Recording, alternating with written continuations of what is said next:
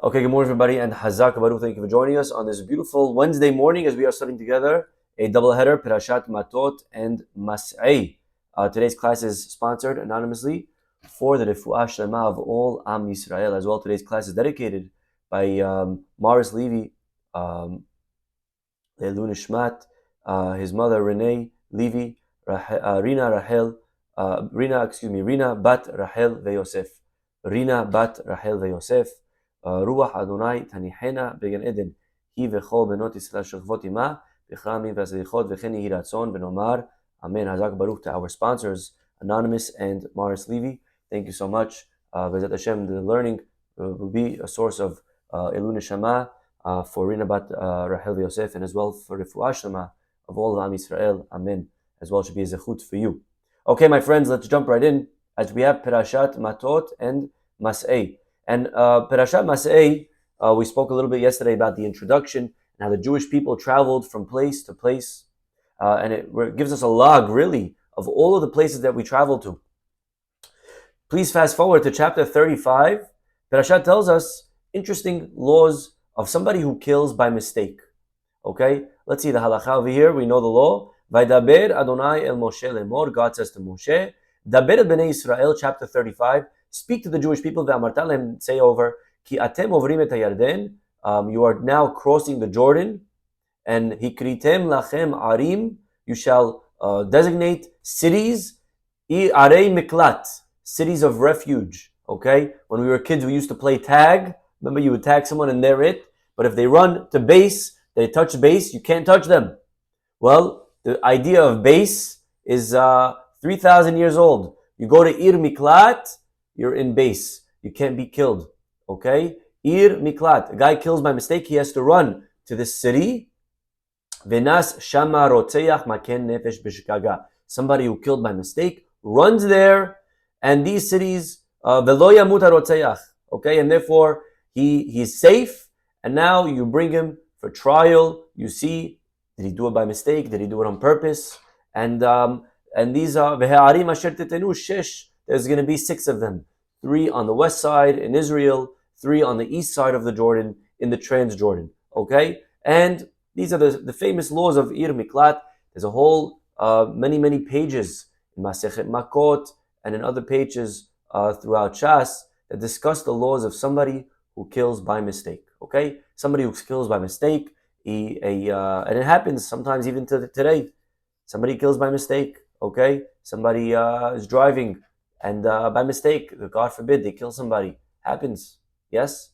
Good people, sometimes they kill by mistake. They didn't mean it. It was not intentional. Guy backs out, God forbid. Who knows? Who knows? Many sad stories. And this is the laws of somebody who killed by mistake. And the Torah says that he has to run to the Ir Miklat, and he's protected over there. And the relatives of the deceased, who may be very bitter, very angry, they may want to even get revenge. They may want to kill this murderer, although it was a mistake. But the Torah says you have to run to the city, and then in the city you're protected. Okay? And if you leave the city, you have to be careful, because now you're not protected. Now the relative of the deceased may kill you, may hunt you down, and you're on your head because you left the city. You shouldn't have left. Okay? And take a look. Let's read together Rabbeinu Bachye. He quotes the Midrash.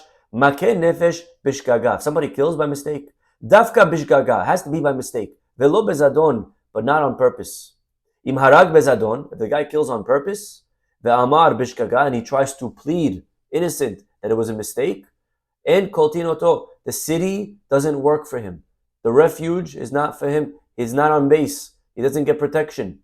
Va'afilu nichnas lemizbeach. We know even if a guy goes into the mizbeach, to the altar, and he tries to grab onto it, motzi'in oto, we take him away from the sanctuary, right? Sometimes people plead sanctuary. No sanctuary for you. They take him, they pull him out, and they kill him outside. Shne'emar, like it says in the book of Shemot, that if a person gets up and he kills his friend, me'im mizbehi tikahenu lamut, even if the guy's on the mizbeach, even if the guy's trying to use the temple as grounds for, look, I'm with God now. Don't touch me. No, there's no excuse for this guy. We find even Yoav. Remember Yoav? Yoav was a general, and unfortunately, at the end of his life, he made a mistake. He was a good general for David, but afterwards he did the wrong thing.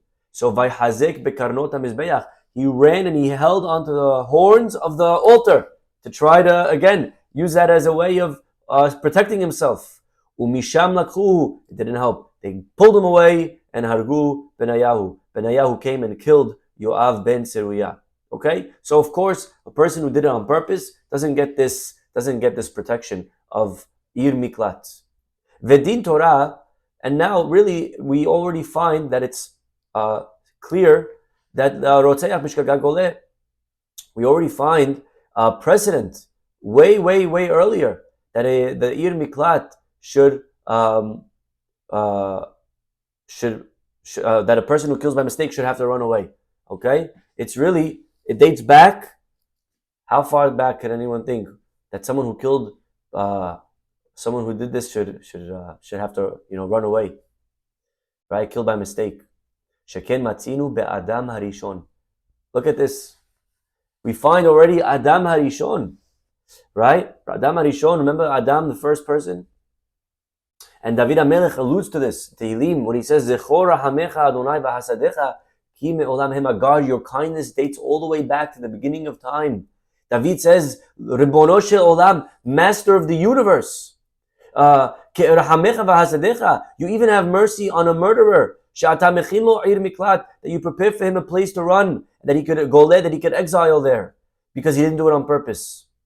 And that mercy that you have on the murderer, it dates back me'olam, it goes to the beginning of time. Adam Harishon, he brought death to the world. Yeah, by eating from the fruit. God said, Adam, right now you're immortal, but the moment you eat will be the day that you begin to die. Adam ate, and he brought death. Not on purpose, it was involuntary. But he brought death to the world. And what was Adam's punishment? He was kicked out of Gan Eden. So you see, the law of going to Galut already dates back to the first sin ever, first person ever. Adam Harishon, one sin, he brought death by mistake to mankind, and his punishment as well was he has to go into exile. But Rabbeinu Rabachia continued, and he learns over here, my friends, a most amazing lesson. Bottom line, the guy killed somebody. He did a horrible act. He's a murderer. Someone is now dead because of him. There's a person that is no longer going to exist. All the potential because of this person. You would think that's very bad, no? You caused someone's life to end. And now his family, and how do you apologize for that? But says Rabbeinu Bachye, it's true. Aval eno chayav mita. But bottom line, we don't kill this guy. Why? Kevan shelo hargo bemezid. Because he didn't do it on purpose. He didn't do it on purpose. Lo hargo bemezid. V'hadin hazeh yoreh. And what does this teach us? He's not guilty of the death penalty. He didn't intend to kill his victim. And this demonstrates shehalev, that the heart of the person, ikar ha'adam, is the prime driving force. Halev ikar ha'adam ve'ikar kol ha'mitzvot ve'kol ha'averot. And it's every mitzvah and averah that a person does, it all comes down to the heart. It all comes down to the intention. Ve'al ken hu ne'enash begalut. And therefore, this person gets only exiled. Lo mita, he doesn't get the death penalty. His heart wasn't in the action of murder. He didn't want to kill. And that's very important. Where is your heart? Where's your thought? Where's your mind? Where's your intention? Where's your kavana? A person only gets killed by bed din. A person is only given the death penalty when he has the goof, the body, and the heart partners in that act. The body does, the mind thought. But if it's when it's premeditated. But when it's not thought about, kevan shelo hiskimu, when the mind is not involved in the act, he killed by mistake. It isn't something that he planned on doing. It was a mistake. Therefore, he is exempt from getting killed. And what a lesson, says Rabbeinu Bachye, the other way. Similarly, when it comes to doing the good things in life, hakol talui balev. It all comes down to the heart. You do a good act. A person does a mitzvah. Im asa mitzvah. A person does a great act. but he didn't in his heart want to do that good act, there's no reward that comes to the person. It's an unbelievable statement that he's saying over here, which again I have to qualify slightly. Because what he's saying over here is that if a person does something good, but he didn't intend to do good, he doesn't get a mitzvah for it. Now, there's a difference, I think what he means, because we do know on the other hand that Hashem rewards a person for every act. Every act that's good gets rewarded. God, at the end of the day, will give the person reward. Even if there was malintent, something good came out of it. Yes, something good came out of it. You gave someone charity. You gave someone charity, whether or not you wanted to, but you did it. You helped somebody. So what Rabbeinu Bachir means over here, okay, first of all, charity is an exception. Charity is allowed to be for the wrong reason. Charity, tzedakah, you helped somebody. What do I care what the reason was? Bottom line, the guy has bread. The guy has milk. The guy has food. He's now feeding his family. What's wrong with that? That's not bad intent. Maybe you did it for the wrong reason, but who cares? Bottom line, the family is now living. Your money. What do I care what your intention was? So tzedakah, first of all, you're allowed to have the wrong thoughts. Okay? Shelo lishma is okay. What Rabbeinu Bachir here is saying as well on top of that is that ultimately the highest level of performance of mitzvot is when the mitzvah is done with full concentration. Full concentration. Okay? And this, my friends, is something that's so hard for us. When we're doing good acts, when we're doing mitzvot, to be present. Our rabbis tell us, mitzvot tzerichot kavana. That when we're doing something, we need to have kavana, what we're doing. When we do a mitzvah, when we do an act, we got to be there. You can't just happen to stumble across a mitzvah. You can't just run into a mitzvah, bump into a mitzvah. No. Mitzvot tzerichot kavana. I have to think about the mitzvot that I'm doing. My mind has to be present when I'm praying. Where is my head? What am I thinking about in prayer? At the end of the day, I put on the tefillin. At the end of the day, I said the words. But where was my kavanah? Where was my thought? Was my mind? Was my heart present? When a guy kills by mistake, his heart wasn't there, he's excused. The heart matters. So if that's the case, the opposite is also true. When I pray, the heart matters. It matters where my heart was. When I'm learning, how involved am I in the Gemara class? When I'm doing an act of kindness, how present am I in that act? To be there, to have kavanah, that my mind can just do things by rote. Just do it. Just the body. That's the goof. But where's the live? Where's the heart? There's an amazing story I remember one time reading about a fellow in Russia. And this fellow was, I don't know that it has to be Russia, but that's what the story was. This fellow in Russia, this kid was tasked. They had the trains, railroad tracks crossing sometimes at the intersection, and there had to be a guy there with a light waving. Today we have automatic stop. The stop signs. The bar comes down. It stops cars from going. But they didn't always have automatic. So you had a kid that was hired to stand there, and anytime a train was coming, he would wave a flashlight. He would wave a lantern. He would wave a fire, signaling to the cars to stop. Okay, or to the other trains to stop. And the story goes that one day there was a train coming, and sure enough, the kid didn't wave. He wasn't there, or whatever it was. They're not sure what happened. And these two trains collided. These two trains crashed into each other. So there were many deaths, and there was a huge lawsuit. And this kid was on trial. His life was on the line. They were looking at capital punishment for this fellow who was negligent. It was his fault that he didn't. So they bring him, and the kid hires a lawyer to protect him. And the lawyer asks the kid, okay, were you there on the day that that there was the accident? And the kid says, yes, I was there. It was my shift. Okay. And were you informed and instructed of how to conduct when there's trains coming, what you need to do? He says, yes, I was told that when there's trains coming, you have to wave. And let me ask you, did you see the trains coming on that night of July 11th? He says, yes, I saw the trains coming. And did you wave the lantern? And the kid says, yes, I did. I waved the lantern. So his lawyer smiles and says, Your Honor, he's innocent. And as he sits down, the prosecuting attorney gets up and he says, Hold on, Your Honor, he forgot the most important question.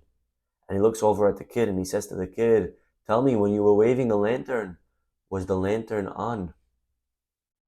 Was it lit? And the kid puts his head down and he says, No, it wasn't.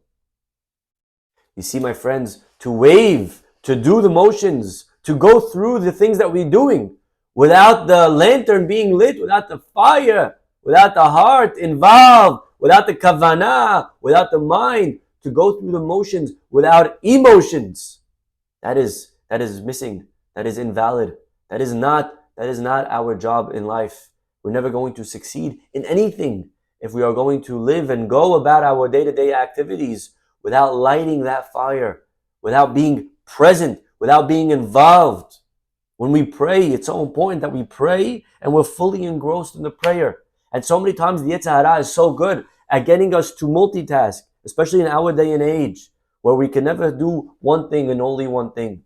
It used to be people were wholehearted. People were simple. Life was simple. Simplicity. It's nice to sometimes live simple. It used to be simple. You went to work, you were working. You didn't have your phone on you. You didn't have access to the world when you were working. You were in the middle of the field and there was nothing there. And all you could do is be there in the field. And it was a beautiful way to live. And then you went home and you had supper. And when you're in supper, you ate dinner, and you spoke to your family that was there on the table. And you couldn't count the wheat that you had out in the barn because you weren't in the barn. And then you would go to sleep and you would sleep because that's all you could do in bed, sleep. There was no food in the bedroom. And then you would go to work and you couldn't sleep because there was no couch at work. And then right? And every area of life has a designated goal. And a person was able to go somewhere and be there for whatever there was meant to be. And only there. And today, life is very complicated and all over.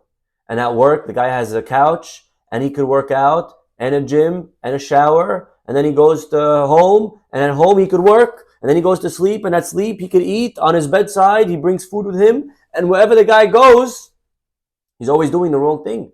He's always somewhere else. Today, life is, we could be multitasking 17 things at once. I'm watching a movie on my phone and also watching the game on the TV while I'm on a phone call and answering an email and eating and I could do 17 things at the same time. And a person is all over the place. And sometimes the Yetzer Hara does a very good job at even getting us, when we're doing a mitzvah, to distract us from that mitzvah by thinking of another mitzvah. So take a look. Guy praying, where should his mind be? Where should his heart be? Should be in the prayer. Should be in the siddur. Should be thinking about God. That's what tefillah is, talking to Hashem. And instead of talking to God, Yetzer Hara comes and he could get the guy distracted. And he comes into his head and he says, you should really start learning more. And now the guy's thinking, wow, I should start doing daf yomi.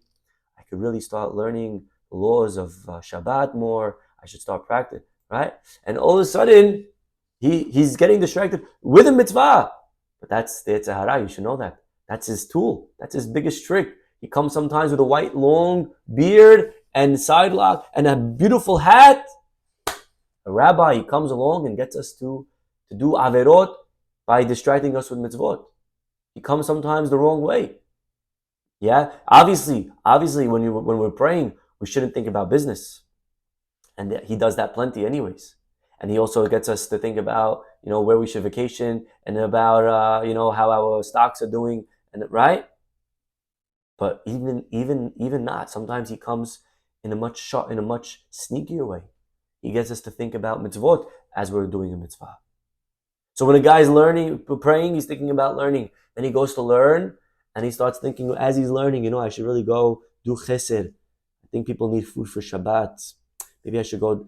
And then he's not learning. And then he goes and he's doing the chesed, and then he's thinking he should be. And wherever he is, he's always somewhere else. He's never present, my friends. And the truth is, we only live in the present. We don't have the past. It's over. The future, it's not here yet. You can only live in the here and the now. And how beautiful it was when once upon a time a person had that simple life, where they're able to just be and be. I didn't have to be anywhere else. There was nowhere else to be. This is the only place that mattered. And that is something that that requires a lot of kavana, a lot of live, a lot of meditation before I'm somewhere, before I'm doing something. To think about, how could I be present? You're talking to somebody. You're talking to someone. Talk to that person. Listen to that person. Don't let your mind wander off and think about, who else should I be speaking to right now? Where else can I be? I should be talking to that person. Maybe if I'm there. You're never going to make an impact on anybody that way. You're never going to build a real relationship that way. When we're talking to our spouse, we have to be locked in. Locked in. Locked in. This is the only conversation that matters. Quality, my friends, not quantity. It's not about how much time we spend with our spouse or with our children. It's not about the hours, 10 hours, 20 hours. It's about the quality of that time. When I'm with my spouse, how much of the seconds of every minute am I with them? That means that I'm with them here, here, here. Everything about my senses is with this person, locked in. Nothing else matters. My mind is here. Not here, not on my phone, not looking behind them, not distracted with what's going on in the restaurant. Here, locked into the person. Everything else is irrelevant. If that means you got to put the phone away, leave it by the front door, away from arm's reach, then do it. Whatever it takes, whatever is required to be present, to live in the here and in the now. Hillel used to say an amazing line, Imani kan, hakol kan.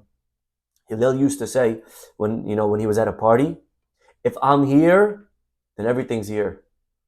Now it sounds very arrogant. Imagine the guy walks into a party, he's like, all right, people, let's get the party started. I'm here. Mizrahi showed up, baby, let's go.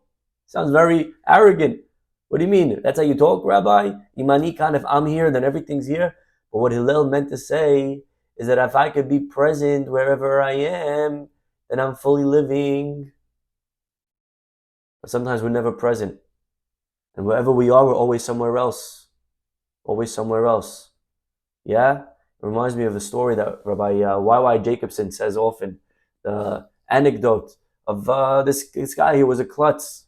He would always forget things. So he would wake up in the morning. It would take him 3 hours to get out of the house because he doesn't know where he put everything. So he came to the rabbi. He says, Rabbi, what should I do? The rabbi says, I have a very simple solution. Before you go to sleep, write down everything where you left it. And this way, when you wake up, read the list and you know where everything is. You get out of the house much faster. He says, Rabbi, great idea. He goes right before bed and he starts writing. Okay, I put my watch here. I put my clothes there. I put this, that, the other. And finally, he puts the last thing on the list. And I am in bed. I am in bed. And he wakes up the next day and he goes through the list and he says, okay, my toothbrush is there. He finds it right away, brushes his teeth. And he says, my clothes are here and my this and my that. And the guy, in 5 minutes, he was done. He was ready to leave the house. He couldn't believe it. Wow, this is the fastest. Finally, he gets to the last thing on the list. And he sees, I am in bed. So the guy, he goes to bed. And of course, he doesn't see himself there. Where am I? He's looking over the blankets, under the bed, over the bed. He can't find him. Where am I? I'm not in bed. And the guy's going, Majnun. He goes back to the rabbi after 2 hours. Rabbi, you told me it's going to help me. But look, I'm not in bed. Right? Cute story. But what's the point? The point is that sometimes wherever we are, we're looking somewhere else where we should be. We're supposed to be there. We're supposed to be in bed. No, here, be here. Wherever here is, that's exactly where you're supposed to be. Don't be anywhere else.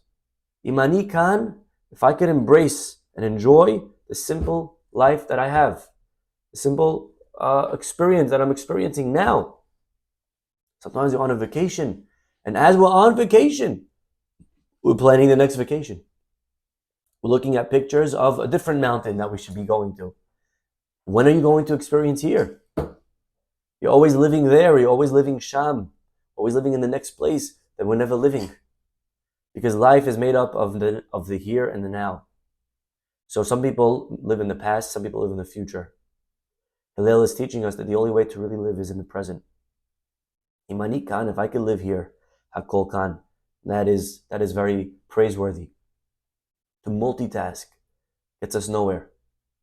Whatever it is that we want to accomplish, Dedicate time, allocate time to that and nothing else. I remember when I was in yeshiva, we were the low class after high school. I went to Israel for a few years. So I was in the low class, and the rabbi decided one day to incentivize us to learn. So he said, I'll make you guys a deal. If you pay attention this week, then I'll play ball with you on Friday. Well, we were so excited. Wow, ball with the rabbi, Friday. Okay, so we all paid attention that week. We all studied well. Friday came, and the rabbi, of course, kept his word. Now we thought he's going to show up onto the court in his suit pants, his white shirt. Maybe he'll roll it up. You know what I mean? Roll up the sleeves. But maybe he has like a pair of sneakers, 30 years old, somewhere in the back of his closet. Anyways, the rabbi showed up onto the court, dressed in shorts and a cap and a t-shirt, and he had new kicks. Like, wow, Rabbi, where'd you get all of this gear from? And he taught us a very important lesson. He says, boys, let me teach you something. Live life to the max. Live life to the max. Whatever you're doing, do it to the maximum. You playing ball? Play ball.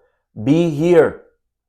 Don't be somewhere else. Don't think about, even Gemara, don't think about. When you're playing ball, play ball, exercise. Be present on the court. And when you're learning Gemara, be present in the Gemara. Don't think about the court. Don't think about the ball. Yeah, wherever we are, to have Kavana. Mitzvot, tzedichot, Kavana. That's what our rabbis teach us. That's what our rabbis teach us. And it's so hard, it's so difficult today. So many distractions. So many things that could pull us away from our family, from our children, from our spouse, from our friends, from whatever it is that we need to be doing. Whatever it is that we're doing, we need to avoid, remove any possible distractions. If that means that when you come to shul, you don't trust yourself with your phone because you know that you're the type that it always somehow seems to be buzzing, and then when you open it, there's no text. I could have sworn I felt a buzz in my pocket. I don't know. I thought I felt something. So if you're that type of person, then when you come to shul, turn it off. Turn off the phone. Put it away. Put it far away. Put it by the other side of the room. Put it somewhere. It doesn't matter where. Just put it away so that we can be here. There are enough distractions. We don't have to bring more distractions. When we're learning, turn off notifications. Turn off incoming calls. Go into airplane mode. When you go into an important meeting, what do? What do you do when you go into an important meeting? You ever had an important meeting? I'm sure you had important meetings. What do we do when we go into an important meeting? We go on airplane mode. Nobody calls. Unless some people on purpose have someone call them so it looks like they're super busy, right? But, most people, important meeting, you turn it off. Turn it off. Wherever we are in life, be there, be present. Enjoy that moment. Because to multitask doesn't work. When you're talking to somebody, talk to that somebody. I promise you, when they walk away, they'll feel good. They'll like you more because they'll realize, wow, this guy gave me 100% of their attention. 100% of their attention. You leave a lasting impression on that person for the rest of your life, I promise you. Okay? But don't worry about being everywhere. Be here. Here is all that matters. Wherever you are, that's the only thing that you should be thinking about today. Be here. Yeah? Don't worry about there. The Parshat tells us that the Jewish people, when they traveled, Parshat Masei begins, and it says, these are their ele maseihem lemotzaehem. These are their going forths according to their journeys. And these are their journeys according to the going forths. You ever notice that? In the beginning of the Parashah, I'll read to you the Pasuk. Parshat Masei, right beginning of chapter 33, it says, Vayichtov Moshe wrote down, Motzaehem lemaseihem. They're going forths according to their journeys. Okay? Motzaehem maseihem. But then, the next words, Ve'ele, and these are maseihem lemotzaehem. Literally the two words in reverse. Why? And Rav Hirsch gives a beautiful answer. Rav Hirsch says, there's two reasons why a person leaves somewhere. One is to be there, and one is because he doesn't want to be here. When the Jews left Mitzrayim, they didn't want to be in Mitzrayim. It didn't really matter where they were going. They just didn't want to be there. It didn't matter where we're going. Just take us somewhere. Doesn't matter where. Just get us out of here. Just get us out of here. Escaping here. Just get us out. So for the Jews, the ikar was just not being here. For God, it was the exact opposite. For God, the key was, where are we going? What's the destination? To be there, to be somewhere else. It's not about leaving here. Leaving here is a negative. That's not a way to live. You can't live through the negatives. You can't live by where we're not. We have to live by where are we, yes. Where are we, yes, going? Where do we, yes, want to be? That's a way to live. So Moshe says, forget about where we're leaving. Let me tell you about where we're going. Moshe knew about, he knew about Israel. Let me give you a nice example. Magid of Duvna gives this beautiful story about a kid who, unfortunately, his mother was very abusive and his childhood was miserable. He couldn't wait to get married. Just get out of here. Just get out of this house. He couldn't wait. Sure enough, this kid gets older, and finally his father who loved him very much, arranges a marriage for his son. And it's the most beautiful girl and the most beautiful family and the most amazing community. And unfortunately, the kid didn't know what she looked like, because this was a prearranged marriage. The custom was, certain communities, this is the girl you're going to marry. You go in and you meet her on the day of the wedding. Okay, so the father, the day of the wedding, the week that they're going to travel, he takes his son on the wagon, and as they start going, the kid is so excited and the father is so excited. But says the Magid of Duvna, there was a very big difference. The kid was counting, okay, we're 5 miles away from home, we're 10 miles away from home, we're 100 miles away from home, and every mile further from home, he was bigger and happier and bigger smile. The father, on the other hand, was counting the opposite. Okay, we're 1,000 miles away from where we're going. Now 900 left, 500 left, 10 miles left, 1 mile left. The father was counting towards where they're going. The kid was counting from where they left. Why? Because for the kid, he didn't know where he was going. He could care less. He just cared that he was leaving his stepmother who hated him. Yeah? The dad knew what kind of girl he's getting. The dad saw the family. He saw the girl. He was excited for his son. So the dad was counting towards the girl, towards the family, towards the marriage. The dad was counting this way. The son was looking back, counting the other way. I think it's very, very powerful. Again, tying it into what we're talking about. Sometimes we're counting from just not being here. Let's just be somewhere else. Let's just not be here. And we escape, right? We escape. Sometimes we don't like where we are. We don't like where we are. We don't like the job that we're in. We don't like the person that we're dating. We don't like, right? Something that we don't like. Okay, you're entitled. And we decide to move somewhere else, right? We go to a different place geographically, right? Our rabbis tell us, Meshaneh makom, meshaneh mazal. When you change your place, you change your mazal. You change your luck, right? When you go to a new town, when you move to a new shul. Let me tell you something, my friends. Meshaneh makom is up here. Meshaneh makom. If you don't change this, your mazal will never change. You could go to a different shul, you can move to a different country, you could go to a different planet, you could go to the moon. Doesn't matter. If we don't change this, sometimes the problems that we have are in us, are with us. Wherever you go, they're going to come. Don't think that the moment you get married, all of a sudden, your problems evaporate. Don't think you move to a different shul, your problems evaporate. If it's a problem in here, if it's a problem that I'm taking, I'm going to take that with me wherever I go. Sometimes a person has to dig deep, a person has to search within themselves to find, what is it that's making me unhappy? What is it that I feel unaccomplished about? Why is it that I have these feelings of stress or insecurity or anxiety or whatever it is that I'm feeling? What is it that I could do that when I go to that new place, that I change this place, and then that place will be a good place for me? So a person just doesn't want to be here. I just don't want to be here. Okay, so where are you going to go? You're going to go there, you're going to have the same problems. If you didn't search, if you don't know what it is that's triggering that emotion, wherever you go, you didn't cure the problem. You didn't cure the problem. A guy could say, it stinks of here. What's that smell? Oh, you smell that? It stinks here. So he walks over 5 feet. He walks over 5 feet. Oh, it reeks here too. And he walks over somewhere else. And he walks over somewhere else. And wherever he walks, it reeks. And finally one guy looks, he says, hello, look at the bottom of your shoe. You stepped in dog poop. It's on you. Gotta get rid of your shoes. You could go wherever you want in the world. The smell's going to follow you. You got to do something. You got to take off your shoes. Now it smells great. The problem wasn't where you are. The problem was you had something stuck under your shoe. Sometimes in life, a person's looking to run away. Go there, go there, go there. But there's sometimes a simple solution. If I just sit down for a few minutes and I sit with somebody that can assess the situation and say, hello, you got to take off your shoes. Hello, you got to stop doing this. Hello, you got to start doing that. You got to be a little bit more over here. You got to do a little bit more on that. And a person gets a little bit outside insight, outside criticism. It could go a long way in helping them realize that, you know what? The problem is not in the place. The problem was with me. The problem is I had something stuck on my foot, on my shoe. Take it off.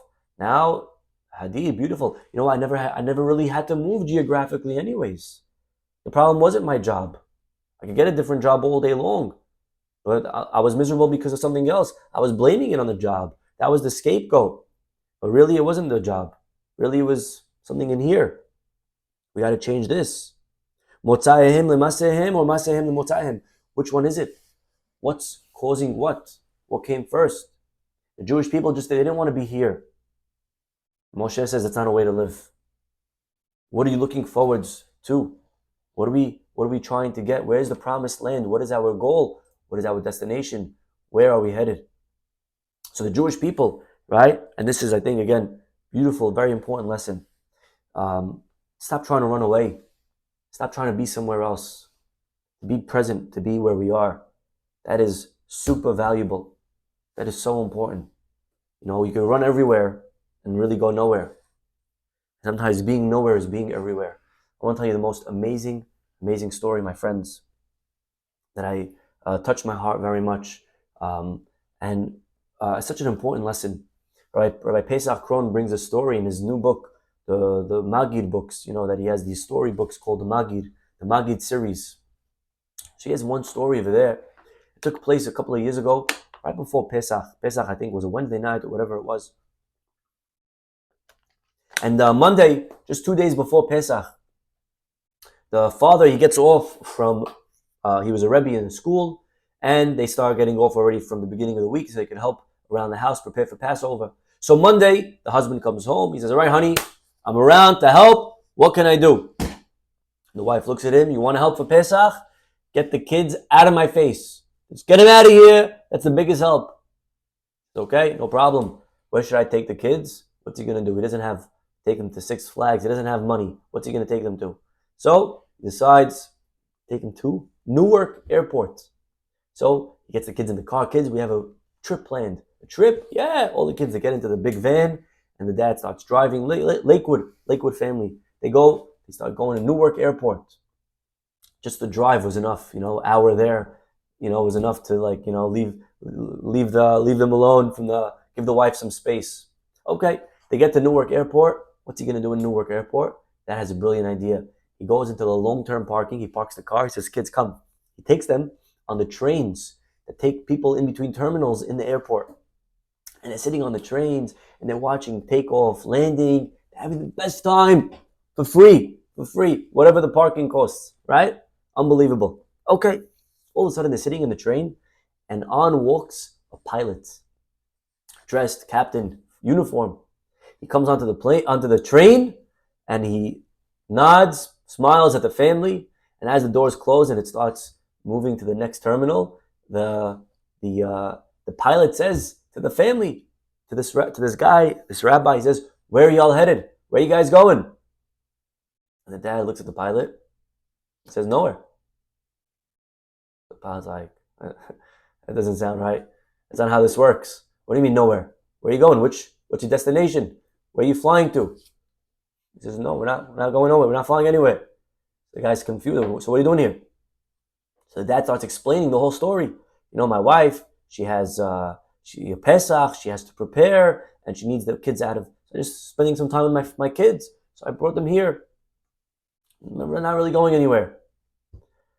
So the pilot starts to cry. He looks at the father and he says, "I want to tell you something. I've flown to every major airport in the world. I've been in over 200 cities in my life. I've been here, I've been there for 30 years. There hasn't been anywhere that I haven't been. I've been everywhere." And just the other day, my son called me. My son said to me, "Dad, For 30 years, you've neglected every milestone of mine. You haven't come to a single graduation. You were never there for anything that I was ever achieving. And just this week, Dad, you even missed your own grandson's first birthday. My own son's birthday. Do me a favor, Dad. Delete my phone number from your contacts. Just delete it, okay? And this pilot starts crying. And he says to this father, he says, I've been everywhere. I've been everywhere. And it got me nowhere. You, my friend, you're not nowhere. You are going everywhere. Being with your kids, simplicity, just spending time in a train, in a terminal, not going anywhere. That's everywhere. That's everything. You are, my friend, going everywhere. You see, this is such an important lesson. To be present with the people that we're with the people that matter, with wherever we're going in life. We should be here. Not about going somewhere. Just being here. That's everything.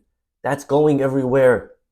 When we're always living Sham, what's the next place? We're running. We're always running. Stop. Enjoy the moment. You're always taking a picture. You could have a picture. Put the camera down. Put the phone down. Just be. Just enjoy it. Something so beautiful and so powerful and so precious about simplicity, about living the simple life, about being present wherever we are. Don't run away. Don't run away. Says Rabbeinu Bachye, that's how powerful, that's how important Kavana is. To have Kavana, to be present, to have meditation, whatever it is that we're doing. When we're praying, when we're learning, when we're with our friends, when we're with our family, when we're playing basketball, when we're eating, just be there. Meditate on the activity, on the action that we're doing. That will help us live the most amazing lives of success, to be present, to have amazing relationships with the people around us. Amen. Okay, we'll stop over here. Have a great day, everybody. Hopefully we'll see you all tomorrow. Bye-bye.